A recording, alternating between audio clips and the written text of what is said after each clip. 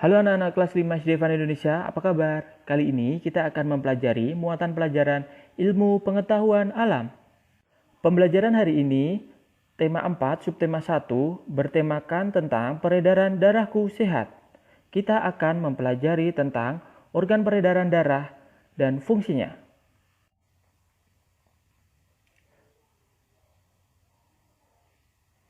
Sebelum belajar, jangan lupa siapkan buku catatan dan alat tulismu. Mari kita mulai pembelajaran hari ini dengan berdoa terlebih dahulu, agar aktivitas yang kita lakukan dapat bermanfaat dan berguna bagi diri kita dan orang lain. Berdoa mulai. Berdoa selesai. Apakah kamu pernah merasakan denyut jantungmu sendiri? Jika kamu ingin merasakannya, coba letakkan tangan kananmu pada dada bagian kirimu. Jantung merupakan organ yang sangat penting bagi tubuh. Jantung berfungsi untuk memompa darah ke seluruh tubuh. Di dalam darah terdapat oksigen dan zat makanan yang diperlukan untuk metabolisme tubuh. Metabolisme adalah segala proses pembentukan dan penguraian zat di dalam tubuh. Selain itu, darah yang dipompa oleh jantung juga membawa hasil metabolisme, seperti karbon dioksida untuk dibuang keluar tubuh. Mengalirnya darah yang dipompa oleh jantung di dalam tubuh disebut sistem peredaran darah. Sistem peredaran darah manusia tersusun atas jantung, pembuluh darah, dan darah. Jantung dan pembuluh darah. Jantung berfungsi untuk memompa darah ke seluruh tubuh. Caranya dengan melakukan proses kontraksi atau menguncup dan relaksasi atau mengembang secara berulang-ulang. Ketika serambi jantung berelaksasi, darah dari seluruh tubuh masuk ke serambi kanan, sedangkan darah dari paru-paru masuk ke serambi kiri. Ketika serambi jantung berkontraksi, darah dari serambi kanan masuk ke bilik kanan, sedangkan darah dari serambi kiri masuk ke bilik kiri. Pada saat bilik jantung berkontraksi, darah dari bilik kanan menuju paru-paru, sedangkan darah dari bilik kiri ke seluruh tubuh. Ketika mengalir dari jantung ke seluruh tubuh atau sebaliknya, darah berada dalam pembuluh darah. Pembuluh darah terdiri dari 3 jenis, yaitu yang pertama, arteri, pembuluh darah yang dialiri darah dari jantung ke seluruh tubuh dan paru-paru. Kedua, kapiler, pembuluh yang dialiri darah dari sel-sel tubuh. Dan yang ketiga adalah vena, pembuluh yang dialiri darah dari seluruh tubuh dan paru-paru menuju kembali ke jantung. Coba kalian perhatikan tabel perbedaan antara arteri dan vena berikut ini. Arteri terletak di bagian dalam tubuh, sedangkan vena terletak dekat pembuluh tubuh atau tampak kebiru-biruan. Kedua, perbedaannya, arteri dinding pembuluh tebal, kuat, dan elastis, sedangkan vena dinding pembuluh tipis dan tidak elastis. Perbedaan ketiga, untuk arteri, aliran darah berasal dari jantung, sedangkan vena aliran darah menuju jantung. Perbedaan keempat, pada pembuluh darah arteri, denyut akan terasa seirama dengan denyut jantung. Namun pada pembuluh vena, denyut ini tidak bisa dirasakan. Coba perhatikan gambar jantung dan pembuluh darah berikut ini. Ini terlihat gambar jantung manusia. Di sana terdapat pembuluh aorta atau arteri besar. Lalu ada serambi kiri yang berfungsi mengalirkan darah yang kaya akan oksigen dari paru-paru ke bilik kiri. Selanjutnya ada bagian katup berfungsi menjaga aliran darah agar tetap searah. Selanjutnya ada bilik kiri berfungsi untuk memompa darah yang kaya oksigen ke seluruh tubuh. Lalu ada bagian serambi kanan, berfungsi mengalirkan darah yang kaya akan karbon dioksida ke bilik kanan.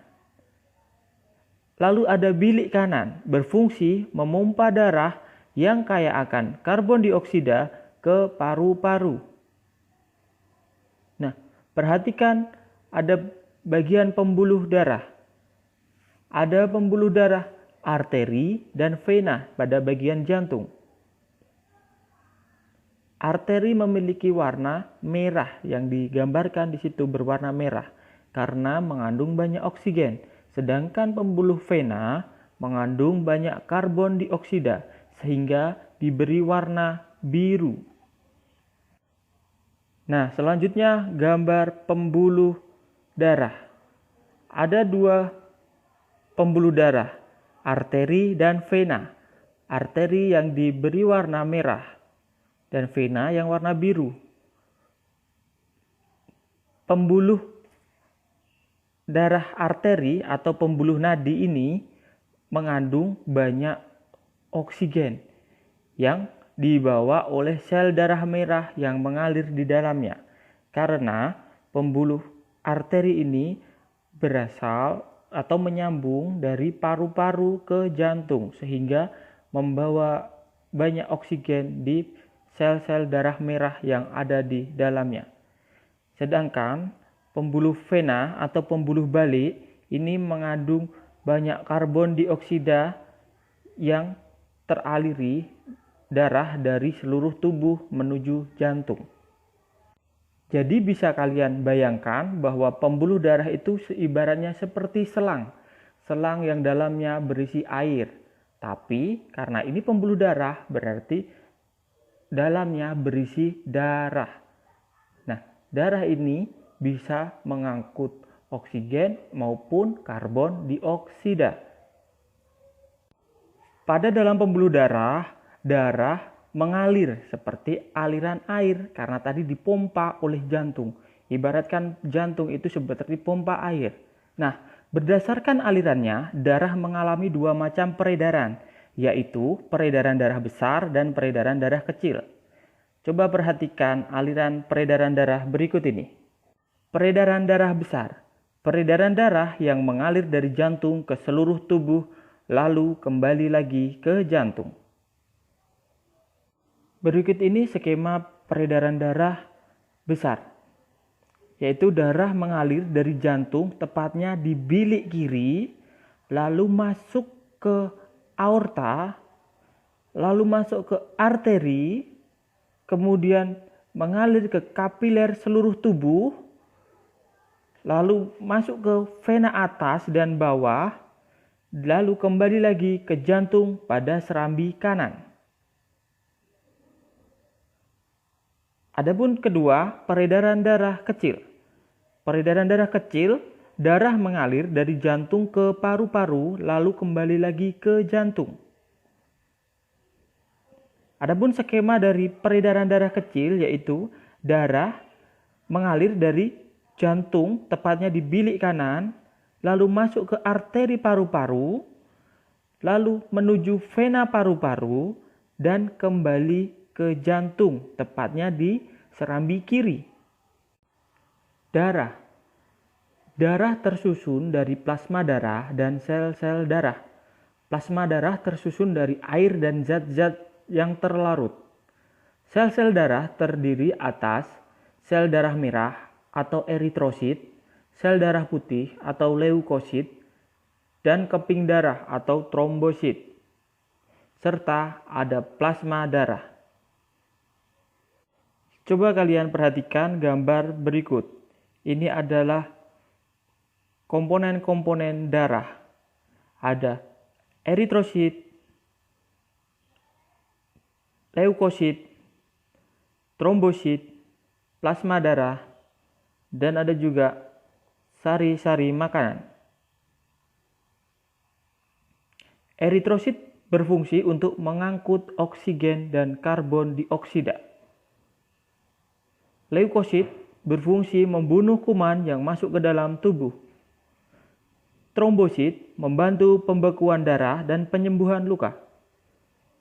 Plasma darah berfungsi untuk mengangkut zat-zat makanan dan hormon. Sekian materi pembelajaran ilmu pengetahuan alam hari ini.